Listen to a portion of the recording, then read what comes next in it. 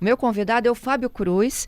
Ele é vice-presidente do Centro Brasileiro de Exportadores de Rochas Ornamentais, Centro Rochas, aqui no Espírito Santo. O Fábio está conosco ao vivo. Ei, Fábio, bom dia para você. Bom dia, Fernanda. Tudo bem? Obrigado pelo convite. Eu é que agradeço. Fábio, qual a fatia hoje, né, de comprometimento aí da economia de vocês, da parcela de exportação do mármore e granito para os Estados Unidos? Então, é muito, muito relevante, Fernanda. E, na verdade, de tudo aquilo que a gente exporta de produtos semi-acabado, né, no caso as chapas, né, as placas, a Estados Unidos é de longe, né, de longe mesmo, o principal destino das nossas exportações. Por mais que a gente tenha tentado diversificação de mercados ao longo dos últimos anos, a concentração para o mercado americano ainda é muito, extremamente relevante. Mas o percentual é o quê? 30, 40, 50% do que vocês têm? Não, hoje, se a gente considerar de tudo que é chapa, mais de 90% é o mercado americano. Deus. Meu Deus, Fábio. E hoje você já tem início, tem uma grande expectativa, né, em relação às reuniões de hoje em diante. Olha só, a gente tem muita expectativa, a gente também tem muita incerteza acontecendo, né, nesse momento. Ah, só que é muita variável acontecendo a todo tempo. A gente teve aí a notícia do fechamento do acordo com a União Europeia, né? Um acordo de 15%. A gente ainda não sabe exatamente quais são os detalhes de todos os produtos, mas a gente compete diretamente com a Itália, por exemplo, que está inserido nesse contexto. A gente não sabe se o presidente americano irá prorrogar esse prazo no caso do Brasil. A tendência hoje é dizer que não. Nós temos um evento programado em Washington na sexta-feira, na Embaixada Brasileira, então tem muita expectativa para essa semana. Você acha que há alguma possibilidade deles voltarem atrás? Olha, eu acho que a possibilidade que eu acho que existe seria a extensão de prazo para a gente Hum. negociar. Esse é um cenário que eu apostaria ainda acho possível. O governo americano permitir um prazo de 90 dias para a gente, de fato, estudar melhor os impactos dessas tarifas, para que nós pudéssemos, então, negociar um valor, um percentual que fosse minimamente razoável para o Brasil. Essa é a aposta que eu faria. Mas eu confesso que com um nível de incerteza bastante grande, né? Uhum. Fábio, e o pior é que não é nem o que vocês vão passar a negociar, porque vocês já estão com várias mercadorias paradas, não é isso? A gente tem o setor de rochas, ele trabalha com muita pronta entrega, assim, né? Os importadores compram normalmente aquilo que já está pronto no estoque. Então, o mês de julho, nós temos já uma estimativa, aproximadamente 1.200 contêineres deixarão de sair, de serem exportados pelo Espírito Santo. E esse estoque de chapas fica na fábrica, né? Hum. Agora você começa todo um movimento de diminuição do ritmo de produção, mas você acaba acumulando um volume muito grande de chapas nos estoques, nas expedições das fábricas dentro do estado. Me explica como que é essa conta, Fábio. Quando a gente fala assim, havia um tarifaço de 50% sobre os produtos exportados, né, para os Estados Unidos que saem do Brasil.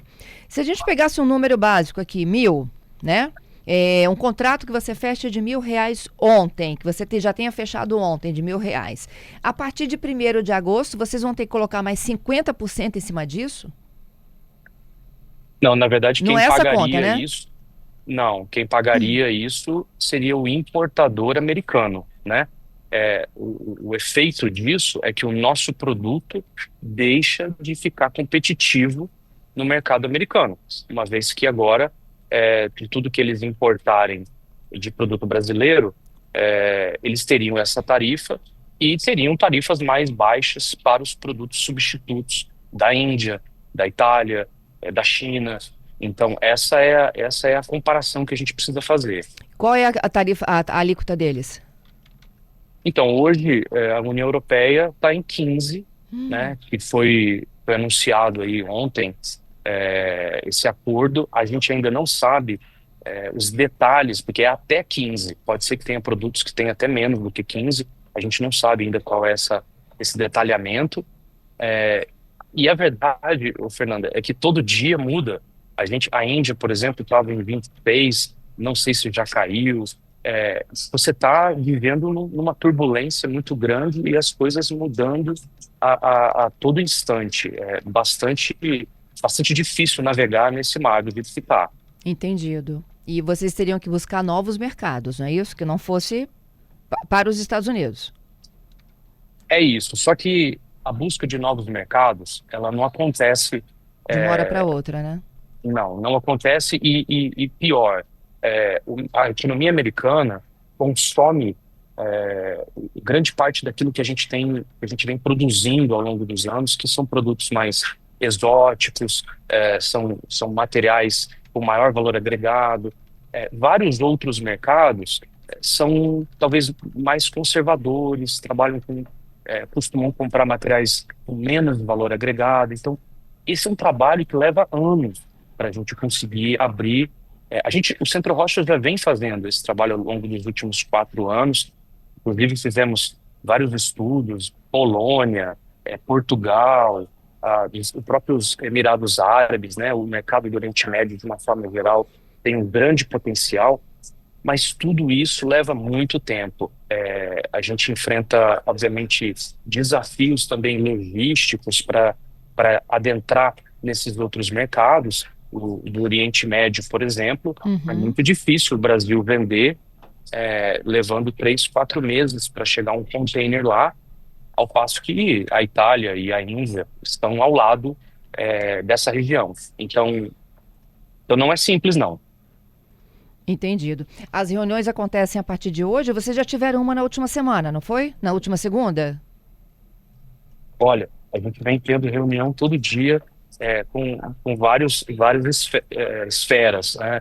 Hoje tem uma reunião com o governo do estado, né, com o comitê que foi criado, que está sendo liderado pelo nosso vice-governador Ricardo Ferraço. O setor está representado pelo Centro Rochas e pelo Cindy Rochas. Tem Uhum. mais 14 empresários do setor indo para essa reunião. O nosso superintendente está em Brasília para um lançamento do governo federal de um programa chamado Acredita Exportação. É um programa que vem na tentativa de aliviar um pouco o custo para as micro e pequenas empresas exportadoras.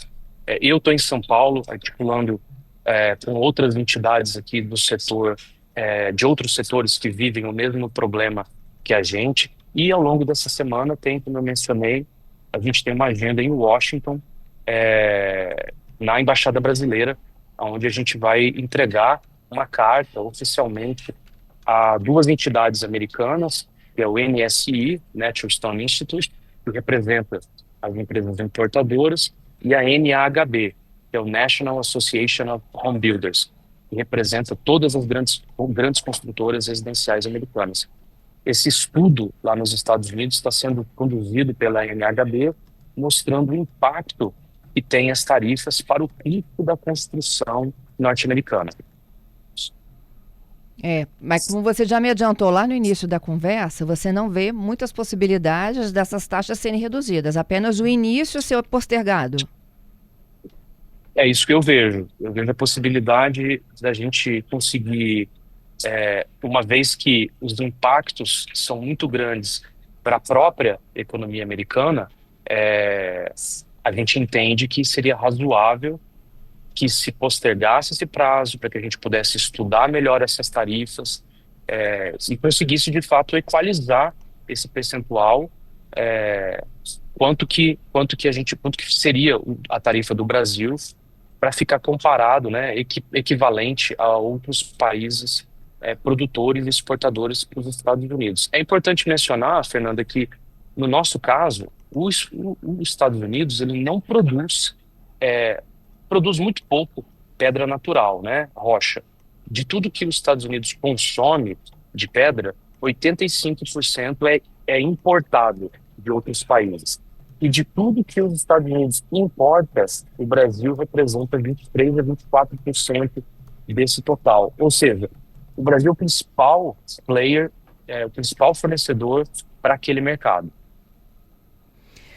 Entendido, Fábio. E assim, a médio, curto e médio prazos, né? E inclusive essas discussões vão acontecer no âmbito do comitê estadual. O que que vocês estão pleiteando?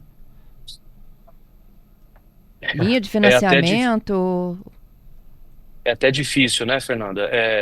Mas, assim, está sendo preparado um documento hoje que vai ser entregue, assinado pelo Cindy Rochas e pelo Centro Rochas, com alguns pleitos, mas, sem dúvida, alívio, né, alívio financeiro emergencial para as empresas.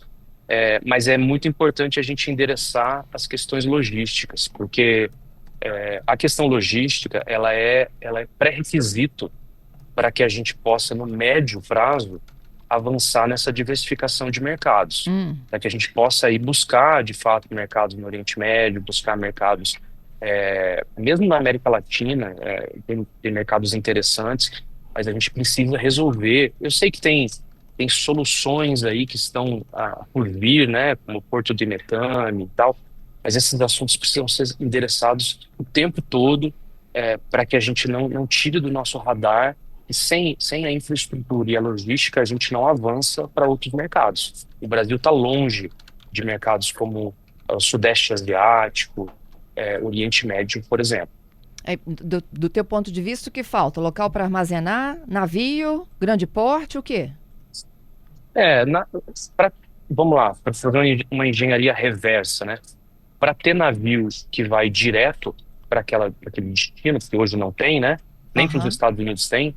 Todos os navios vão via cabotagem para o Rio de Janeiro, e quando chegam no Rio de Janeiro também encontram um terminal abarrotado e congestionado. Para a gente fazer essa engenharia reversa, você precisa ter porto, terminal, que tenha condição de receber navios de longo curso e mais terminais que possam operar com containers. Lembrando que no Espírito Santo, no complexo portuário do Espírito Santo, ao longo do tempo, as grandes empresas foram construindo seus próprios portos, né? Os portos são especializados em Uhum. celulose, minério de ferro, mas quem opera com containers só existe um terminal, que é o TVV, que Vila é um Velha. terminal pequeno, né, em Vila Velha. Então a gente precisa ter competitividade, a gente tem que de fato ter essa infraestrutura disponível para que operadores queiram jogar esse jogo. É. Eu tenho aqui algumas perguntas de ouvintes, tá? Vou tentar atendê-los aqui de uma forma que a gente consiga finalizar em dentro de um minutinho. Vamos lá. O Leonardo, ele fala o seguinte: ele conhece o dono de uma pedreira que também tem pedreiras na Itália. E ele fala de um bem bolado, tipo, o Espírito Santo manda para a Itália, Itália manda para os Estados Unidos. Existe essa possibilidade? Olha só, tem muita gente que me pergunta isso, tá? Aham. É, eu, assim, ó, o Trump, ele falou que ele faria uma sobretarifa, como se fosse uma multa para quem fizesse algum tipo de triangulação, Hum, passando por outro lugar, porque você precisa fazer o certificado de origem, do produto. Então, assim, do ponto de vista correto, né, se for fazer corretamente, eu entendo que não. Agora, Fernanda, existe uma área cinza gigante, porque tem muita coisa que não foi corretamente regulamentada ainda. Então, a gente não tem certeza sobre muitas coisas. É, a começar, as mesmas perguntas são feitas às vezes assim: eu tenho uma empresa nos Estados Unidos, eu posso exportar para mim mesmo? Pode, né? Tem gente que poderia subfaturar para ele mesmo, mas aí você infringe a regra do transfer price. É, mas a verdade é que tem muita insegurança, ninguém sabe direito o que fazer, tá? Essa que é a grande verdade. entendido. Ô, Fábio, te agradeço pela gentileza. É só o início, né, de uma longa conversa que teremos aqui ao longo das próximas semanas. Com certeza, estou à disposição, Fernando. Eu sei que tem Às vezes a gente tem mais dúvidas do que certezas, né? Infelizmente, nesse momento, mas eu estou sempre à disposição para tirar qualquer dúvida que vocês tenham aí, à disposição para a CBN Vitória. Te agradeço. Olha, tudo de bom para vocês aí nessas negociações, viu? Obrigado, Fernando.